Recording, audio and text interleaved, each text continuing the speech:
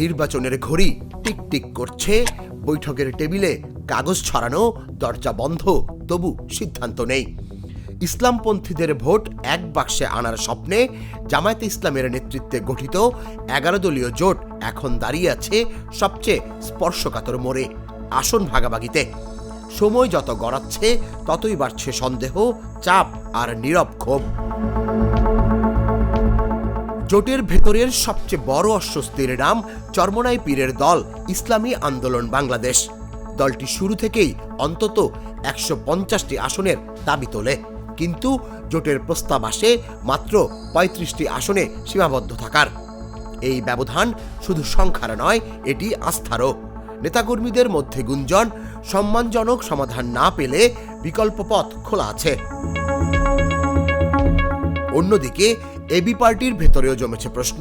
Chairman Mujibur Rahman Manju জানান, NCP সহ তারা মোট 50টি আসন চেয়েছিলেন, কিন্তু জামায়াত তাদের সঙ্গে আলাদাভাবে আলোচনায় বসায় তৈরি হয়েছে দূরত্ব। সমঝোতা না হলে জোটের বাইরে থাকারও ইঙ্গিত দিয়েছেন তিনি। ছোট দলগুলো তুলনামূলক কম আসনে রাজি হলেও তাতেও স্বস্তি আসেনি। বাংলাদেশ খেলাফত মজলিস 50 থেকে নেমে এসেছে 13তে, খেলাফত মজলিস 25 থেকে 5-এ, নিজামে ইসলাম ও খেলাফত আন্দোলন পেয়েছে 2টি করে, বিডিপি ও জাকপা 1টি করে আসন। এই টানাপোড়েনের মধ্যেও জামায়াত আশাবাদী। সহকারী সেক্রেটারি জেনারেল হামিদুর রহমান আজাদের কণ্ঠে প্রত্যাশা, 2-1 দিনের মধ্যেই সমাধান হবে।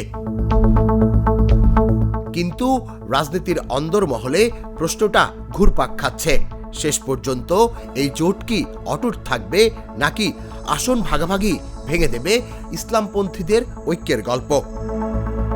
তুষার ইসলাম, জাগো নিউজ।